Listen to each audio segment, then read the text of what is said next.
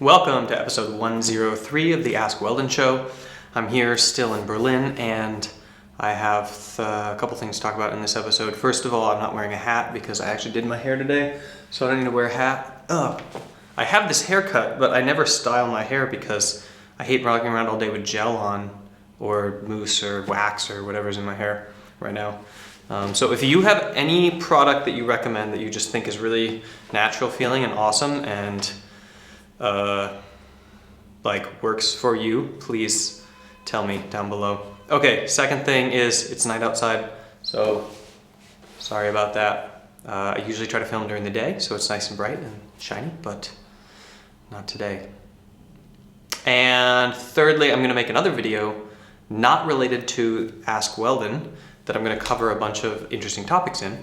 And so make sure that you check that out. Even if it's not out yet, subscribe to my channel so that you get a little ping notification when it comes out in the next day or a couple hours.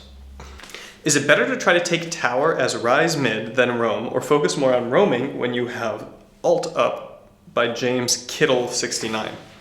Okay, so first of all, Ryze is, I think that you should always essentially roam during your roam timers. So I don't like to see mid laners like randomly roaming. I like to see mid laners dominating and then roaming during roam timers. And that means that when you force their back, and you can either like roam and then come back, or you can clear and then, so essentially like if you can force them out of lane and then you can clear the wave ahead of time and then you get a roam timer, or if you can like hit a power spike and get your buy-in and then they stay for an extra wave, so if you can like hide behind a bush, and recall when they don't expect it, and when you have your item buy and then you come back and then they have to go back and buy and then you have a roam timer like ahead of time. So those are the two times I want to see you roam, like every single time. And otherwise I want you to counter roam. So every time they go one direction, you go the other, because I think that you can get yours off faster. And then as far as like, do you roam before the tower is down, or do you stay and hit the tower? Like you should never stay and hit the tower. You should force the minions into the tower when he's not there, so the minions are hitting the tower, and then you should go kill somebody or apply pressure or disappear into their vision and then get your own reset off so that you can stay at parity, item parity with them. When should you hit the tower? When it's like quarter HP and that guy's roaming and you have no play set up on the other side and you don't want to follow. So let's say that like their jungler has all the vision between mid and dragon, and you just literally like can't walk into that skirmish and they're already 4-man bot and they have teleport up and you don't. So you want to like auto attack that mid tower, try to get like a trade on the play, and then disappear into the top side jungle and try to apply pressure to their to their teleport. You want to always make the play there. So that's kind of what I want to recommend. I think like your question is really linear, like do I have roam or not? So I gave you a pretty, broad answer. And so you're gonna have to think about how it applies necessarily to the context of your situation. But I think, okay, so does taking tower early as Ryze, if you focus it, like I guess it just depends so much on the context of the game and who your lane opponent is. But obviously if your Ryze and mid tower is down, you can always make a play with your ult over out of the line bush onto mid when they come up to farm. So I think that's a pretty darn good tower to take and apply pressure to lane, but that doesn't mean that the side towers aren't even more important. Okay, that is my answer. Good luck, Ryze. Second question is Mafab123. How do you deal with the ever-present frustrations of failing to meet your standards in league or music or etc.? The answer is there's twofold. So if you want to be happy and your happiness is derived from meeting your expectations, then you should lower your expectations to where you will meet them and then you'll be happy. Or you can leave your expectations high and fail to meet them and use the differential, that pain in the middle, as a driver for your motivation and your actions. And then you can be satisfied and happy while you're kind of pursuing the thing that you want, the itch that you want to scratch in a way. If you use that pain of failing to meet your expectations, that delta, to essentially like power yourself as a battery. And both of those, I think you should be able to do both of those things. You should, like as a human skill, you should be able to both have high expectations for yourself that you fail to meet consistently and use as a driving force for your daily life. And then I also think that you should be able to be very practical and understanding of like where exactly you are in your capabilities, and like understand reality in where it is that you sit and be happy there. So I think that dichotomy is quite a powerful skill. And I think most people are either one or the other. They're either unhappy on the pursuing perfection end, which means they're always pursuing perfection. They're always on the hamster wheel and they don't know how to cope with not being on there. And then there are other people who like are really good at lowering their expectations and never get anything done in life and are really uncomfortable with the pain of failing to meet, to live up to who they would want to be. So as like a human being who wants to be more actualized, you should pursue both of those things to the extreme and try to do nothing in the middle, which is mostly just a bunch of useless wandering around and watching Netflix for no reason. Okay, next question is from Beck Kick Desan, and they ask, best daily routine for improving. I have no other obligations. I want to reach top ladder from plat next season. Top the ladder from plat. Daily routine. I get asked this question a lot, so I think what I'm going to do is write a post about it and just detail it out and give a handout. So why don't you go down to below the video or to mindgames.gg/tools, TOOLS, and sign up, and you will get at some point a data sheet detailing what I think is the optimal beautiful day. But it goes something like this.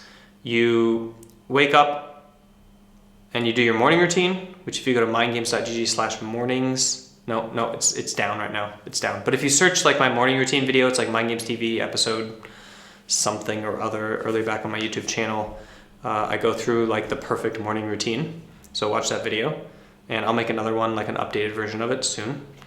And you do your perfect morning routine, and then I would say you produce. So you should essentially like train you should train your optimal games, your 3 to 6 optimal games right there. Then you should break. I think 3 games, 4 games, and then break. And then you should like train more 3 or 4 more optimal games and then break. And then you go into non-optimal mode or bulk mode, and that's when you end up doing a lot of drills, because your mind is not, you're going to be able to, when you're fresh and you're off your morning routine, you're going to be able to try to stretch what it is that you can focus on in a game and put a lot of bricks together from your sleep, from what you were working on the day before. You can be able to like put them all together in a holistic game. So you should always review what you did yesterday and everything you want to accomplish in your whole game. And those 3 to 6 games in your main training block should be really kind of like pull it together kind of games, put everything together. Then at the end of the day, when you're kind of spent from all of that intense effort, you're going to be entering drill mode. And so that's going to be a lot more possible. I'm going to make plenty of videos in the new season detailing how to use the new sandbox mode and the new replay system to handle this drill phase in the evening. But essentially what you want to do is pull out specific areas of the game that you want to focus on and all in on those, and literally troll the rest of them. So you want to all in on like trading in lane. So you literally troll roaming, team play, team fight, leadership, even CSing, and you just trade constantly with your opponent. You go full on faker and you go stand right beside the minion wave and taunt them and like try to dodge their skill shot and trade their skill shot back and use up all their mana before you use up all your mana every single CS, like every single second of the game. And in the meanwhile, you're kind of maybe CSing. So you do stuff like that and all in on your drill, as it were. Yeah, that's essentially what I think of as a daily improvement regime.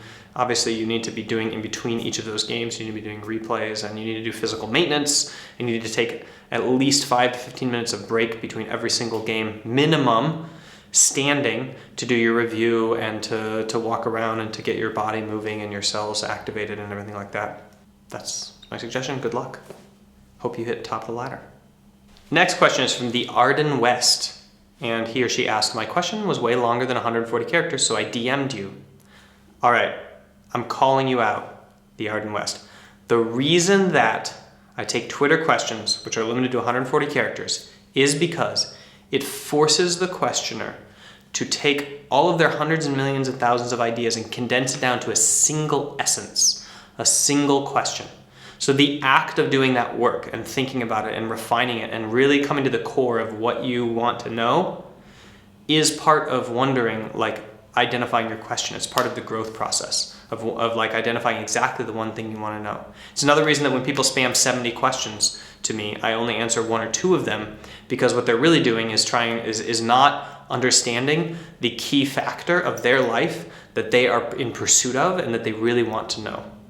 So what I did was I went to your direct message and I read the whole thing, and just like I expected, 99% of it was useless background information that you wanted to share to try to give me the context of your setting so that you could, feel good about kind of telling your story, which is fine. I love listening to stories and I love DMs and I like getting that kind of stuff, but it's not appropriate for the show, because part of the work that I require you guys who come on the show to do is to boil down who you are and what you want to a single ideal, and then you take my advice for it and it drives you to then pursue that ideal.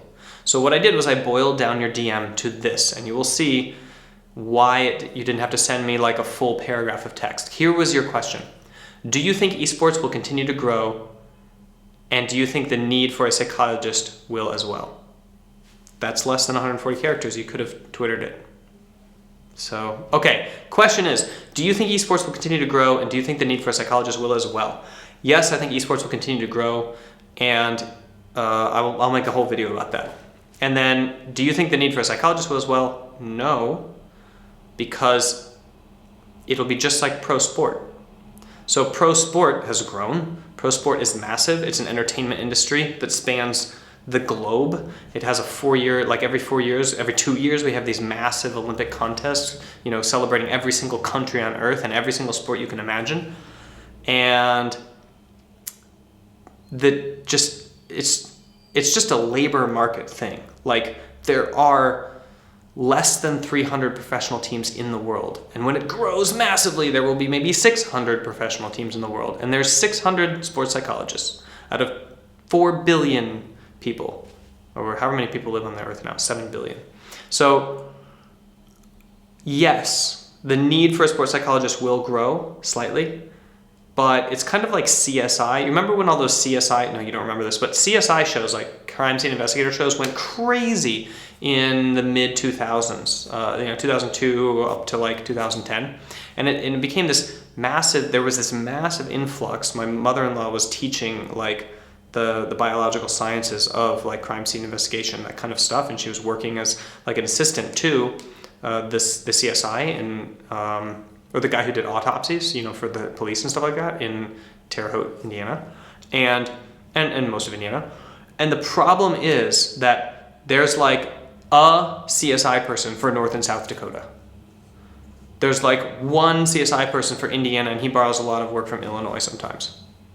So there's no jobs. There's like 50 jobs. And meanwhile, there's thousands and thousands and thousands of students going to school for this like mythical career that they see on TV that they're never going to get a job for, because they think every single precinct has like a super secret CSI person in their own lab and their own whatever. And in reality, like, it's a university professor who like nighttime nightlines as like an autopsyist, because there's just one job a week. That's all there is to do. It's the same thing with sports psychology. Yes, a team like Fnatic might hire a full-time sports psychologist for all of their teams, and then they have one, and then there's 10 teams, so there's 10.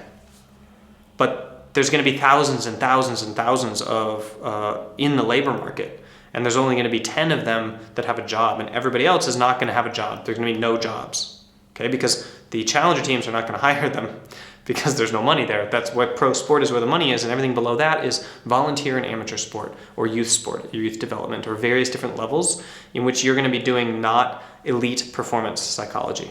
So, that being said, if you want to be a sports psychologist or an esports psychology trainer, or those various things, you need to be understanding that you're going to build your own brand, and that you're probably, if you're going to be at the elite level, you're going to have to build a career up to the elite level over a number of years. And it's going to involve lots and lots of coaching. You need to be a coach, because you need to be able to coach a team and implement sports psychology practices, just like every other professional coach. That is where you get a job.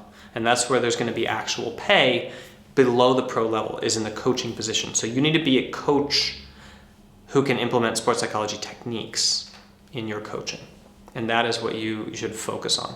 Now, you can actually go to school and get a degree in coaching, but I recommend coaching as an experiential practice, because most of everything that you study in a coaching degree is sports psychology. You can get a coaching degree and then you can get a master's degree in sports psychology, or you can get a biomechanics degree, or I would just like make sure that you do some sort of degree in the biological or neurological sciences that gives you diversity in your career so that you can volunteer coach youth teams for 5 years as you're building up your brand, and then translate that into like a full-time high performance brand if you want to go towards high performance. But I recommend that you go towards exercise psychology, because the exercise psychology field is just going to explode when diabetes rockets through the roof in America, and we need doctors who are prescribing, instead of drugs, they're going to prescribe exercise scientists or exercise psychologists to basically prescribe you the kind of biohacking and lifestyle hacking and motivation that you need to be active. Not you, but the person who has diabetes. So yeah, you can get a dual sport and exercise psychology degree like I did, and that will open you up for that career. Okay, next question is from Gamerman4, and they ask, what does Mind Games Weldon represent to you? Any further plans for next year? How do you see esports psychology in 10 years? Mind Games Weldon is my brand. It's my high performance brand, and it represents to me my persona in esport. So outside of that, Weldon, the Weldon brand, represents high performance, esport focused high performance, business development, business acumen, marketing, all of these skill sets that I had to develop over the last 4 years to kind of build my business. And that is kind of what Weldon is doing next year.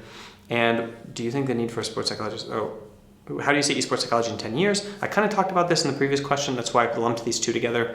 In 10 years, I see esports psychology as a bunch of coaches that use sports psychology techniques, because that's how it is in traditional sport, in the youth and NCAA and all those places. And then at the top level, there's a few people who have full-time jobs, and there's a bunch of other people who have their own brands and contract themselves out, and that's the high performance world. And then there's a booming sector where there's, instead of like going to a doctor and then going down the street to the pharmacy for your diabetes thing, you go to a doctor and then you go down the street for your exercise psychology appointment every week, and they help you like design your life around activity and physical activity and movement.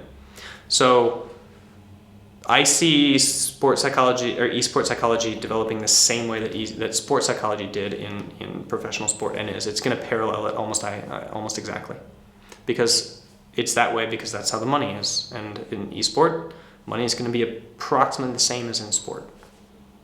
The final question is from Pino Crodino, and they ask, started coaching a team, but my pick ban analysis is crap, even after deep studying matchups and meta. Any tips on how to improve?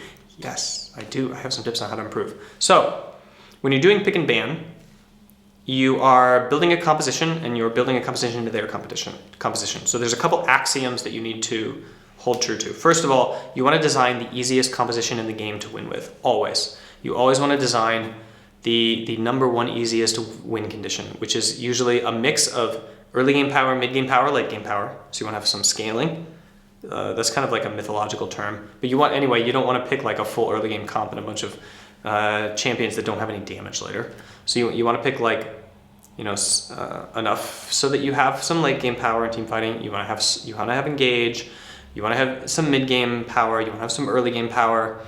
So you have areas to play off of and things to do to stay proactive at all phases of the game. You never want to be on defense in a phase of the game in an optimal draft. If you have an optimal draft, you want to be able to essentially be proactive and on the offense in pretty much all phases of the game, and you always want to be able to win in all phases of the game. Also, you want to draft a very easy composition to team fight with, so you want like engage and follow-up engage. Clear engage from a clear position with clear follow-up engage. That just makes it very easy. So Sivir Braum is a really hard thing to engage, because you gotta sit, and get vision and have like a long run up, and so you can make sure there's turrets down, and then you hit the Sivir ult, and then you gotta have Braum has to go all the way in, and then he can flash, engage and Q. He has to land his Q, and he has to land his ult. So that's really difficult compared to Sivir Alistair, right? Which is like click 2 buttons to engage, period, no matter what. And if need be, I might have to flash pull, right? So you want to be able to kind of like have a go button. You want to have a champion on your team that when they cast their spell, it signals to the rest of the team visually, go! And not only that, but go on this target. So that's very easy, right? And you want to have a decent team fight, which means you need long range, mid range champions. So you don't want to just be all super short range champions where in a team fight, the Caitlyn and Aurelion Sol are just going to outrange your team completely.